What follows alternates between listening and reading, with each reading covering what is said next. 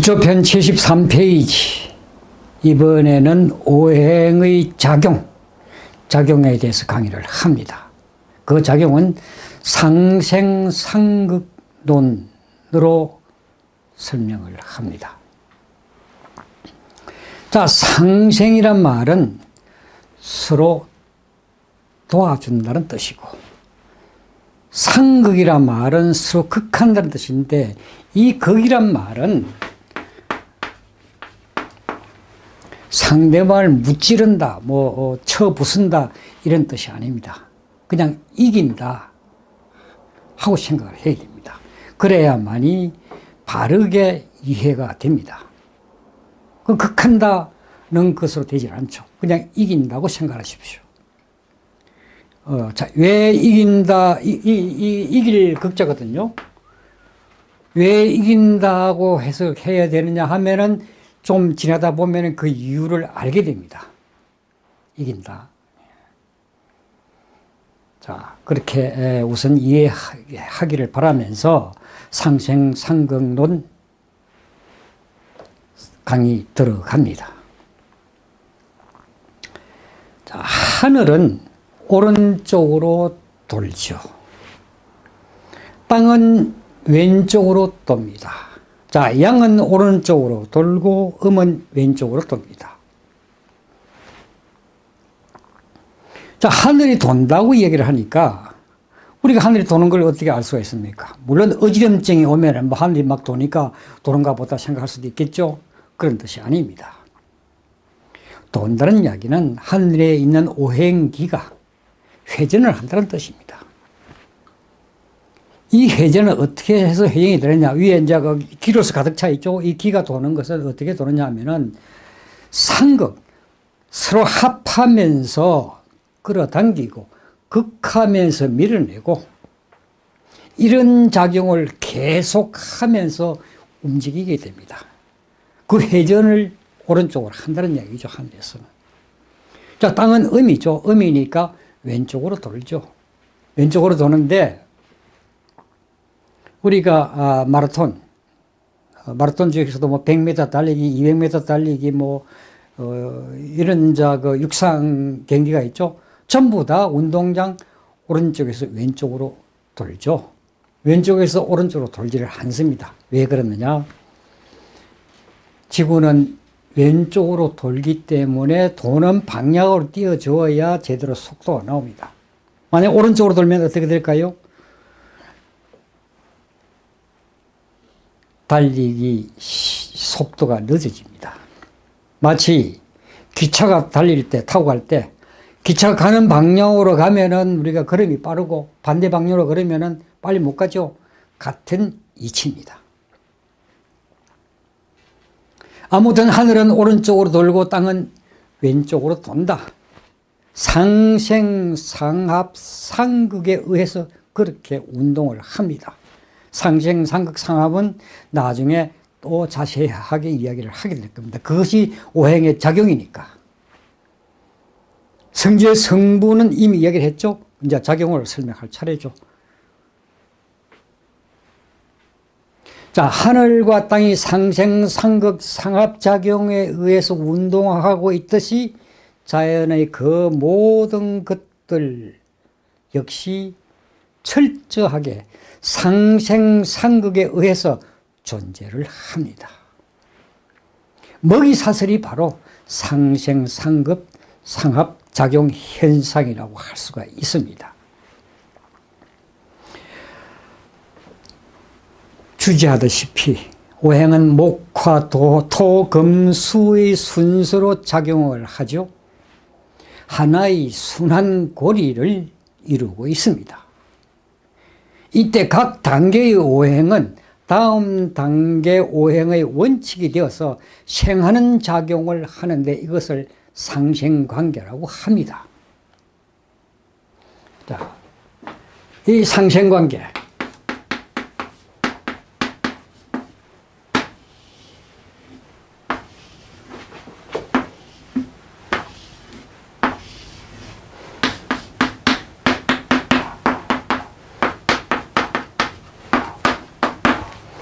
목은 화를 생하고 화는 토를 생하고 토는 금을 생하고 금은 수를 생하고 수는 목을 생하는데 이렇게 하나의 순환고리를 이제 이루죠.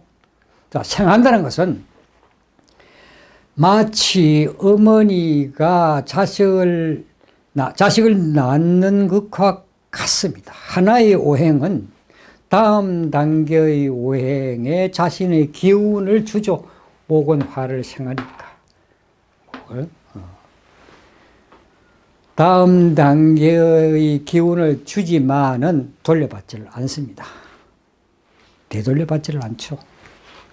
하지만 생함의 각 과정이 연결되어서 순차적으로 일어나고 있죠. 목은 화를 생고 화는 토를 생고 토는 금을 생고 금은 수를 생하고 수는 목을 생한다는 얘기죠. 그러니까 목이 화를 생해서 기운을 빼앗기지만 수로부터 생을 받기 때문에 모든 과정이 연결되어 있는 것이죠. 그래서 상생 서로 생한다 하고 말하는 겁니다. 생함의 순환고리가 완성되면 결국 자기 자신도 생함을 받을 수 있기 때문에 궁극적으로는 상생을 이룬다는 뜻입니다.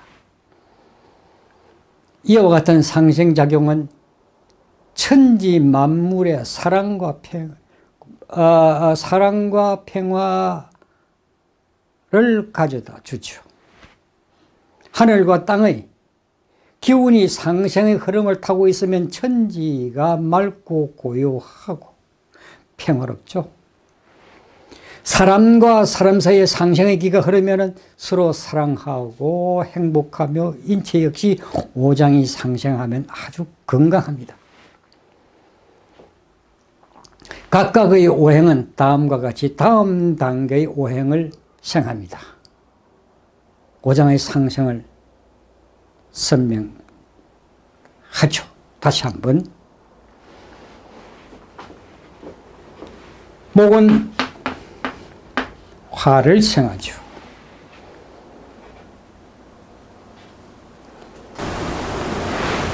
목은 화를 생하죠. 나무는 자신을 태움으로써 불을 생한다는 얘기입니다.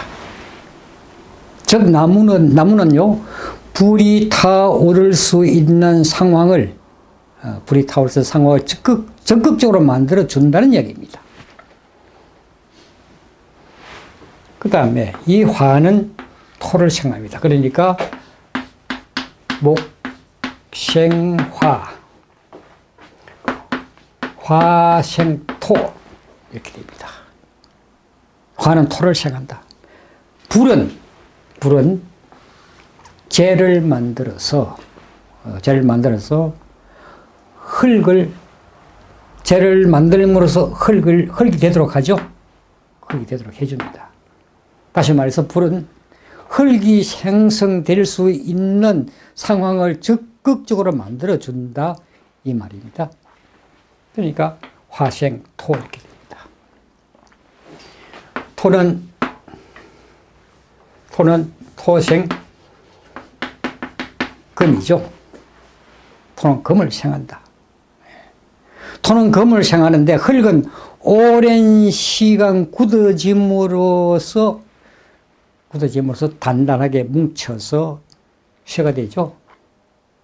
즉 흙은 쇠가 생성될 수 있는 상황을 적극적으로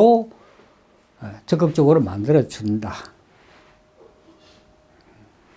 그 다음에 금생수.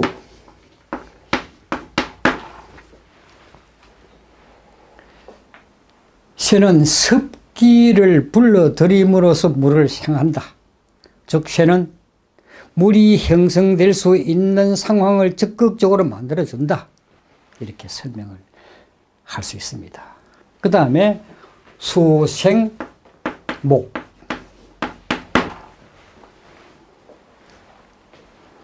수는 목을 생한다. 물은 나무에 자양분을 제공함으로써 나무를 길러주지요. 즉 물은 나무가 자랄 수 있는 상황을 적극적으로 만들어줍니다. 이것이 바로 상생의 관계죠. 상생. 그 다음에 상극 현상이 있습니다. 상생이 있으니까 상극 현상도 일어납니다. 그러니까 상생하고 있지만은 이 자연의 모든 자연계가 상생을 하는 길은 상생을 하지만은 사실은 상극도 한다. 그러므로 먹이 사슬 사이가 있는 겁니다. 또 상극이만 있어 상생만 있고 상극이 없으면은 발전을 할 수가 없습니다.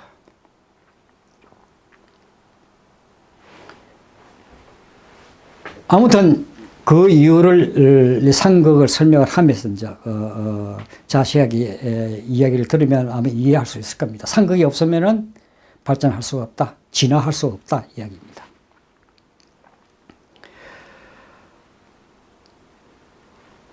자, 아무튼 오행은 목화토 금수의 순서로 다음 단계죠. 다음 단계 오행의 원천이 지어주는 동시에 한나를 건너뛰면 상극이 됩니다.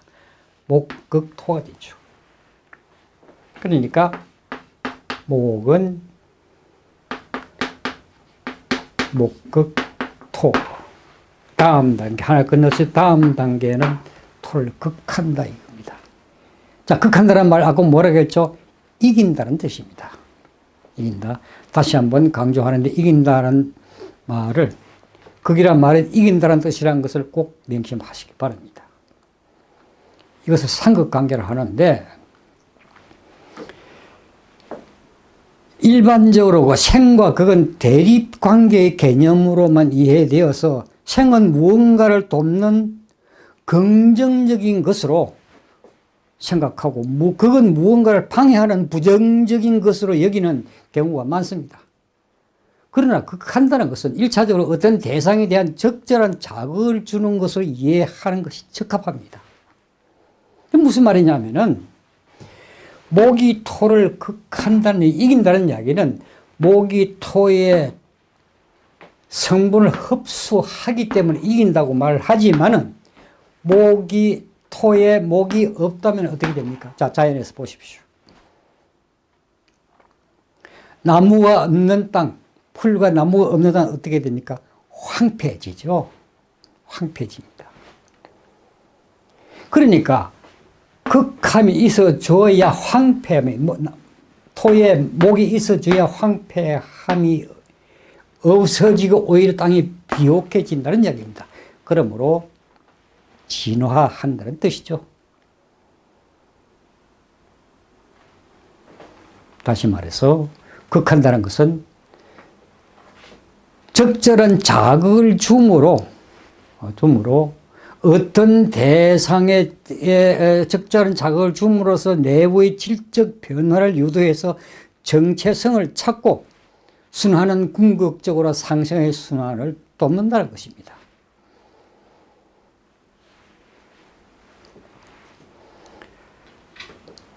자, 상생과 상생에다가 상생을 더하면 상극이 됩니다.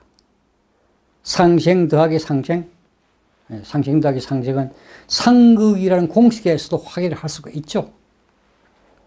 상극은 상생 더하기 상생의 과정을 내포하지만은 이것은 바꿔 말하면은 상생 더하기 상생의 단계를 점진적으로 밟아 나가는 것이 보다 순차적인 것임을 의미하기도 합니다.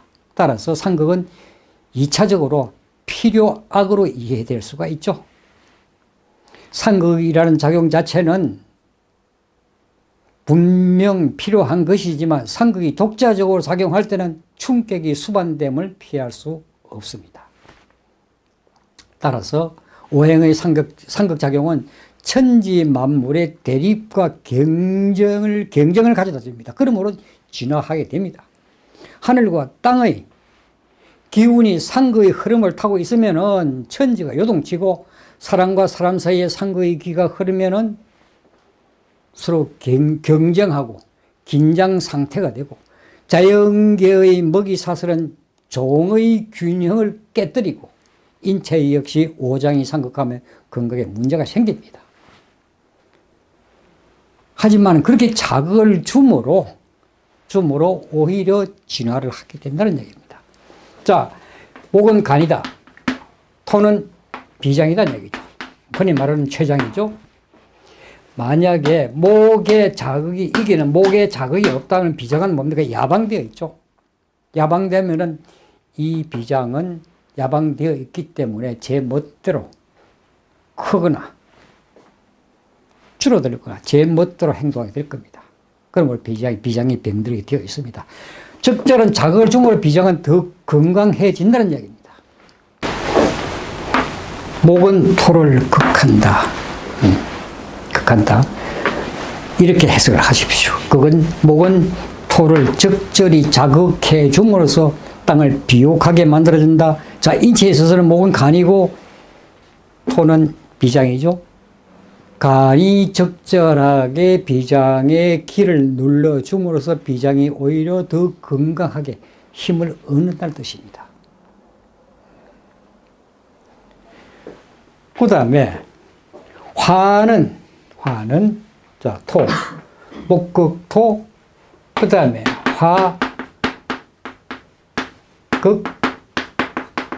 급이죠. 불은 쇠를 녹이죠. 쇠를 녹인다. 그러나 불은 쇠를 녹임으로써 단단하게 재련을 해준다는 얘기입니다. 만약에 화가 없다면 그러면 무쇠 덩어리 아무 쓸모가 없죠. 인간에게 필요한 제목을 만들어낼 수가 없습니다. 그 재련함으로 불이 적절하면은 쇠는 뭡니까? 인간에게 필요한 도구로 다시 변하게 되는 것이죠. 또 토는 금을 극한다. 토는 아니죠. 금은 토국수. 화극금. 토는 수를 극한다. 흙은 물의 흐름을 막죠. 물의 흐름을 막습니다. 그러나 흙은 뚝이 되어줌으로써 물이 한 곳에 모이게 해줍니다.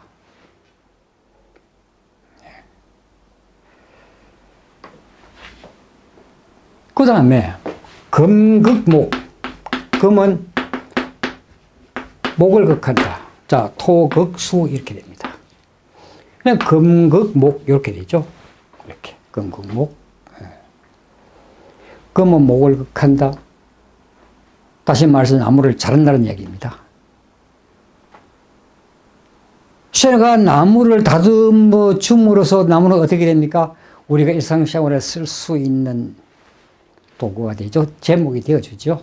책상도 만들고 의자도 만들고 여러 가지 집도 짓고 하죠.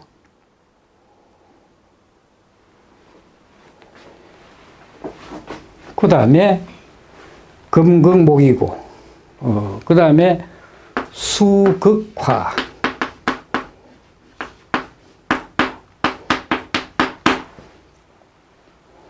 셋, 넷, 다섯. 수극화. 물은 불을 끄트린다.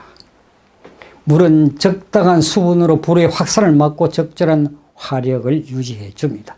만약에 불이 났는데 물이 없다? 어떻게 되겠습니까? 큰일 나죠.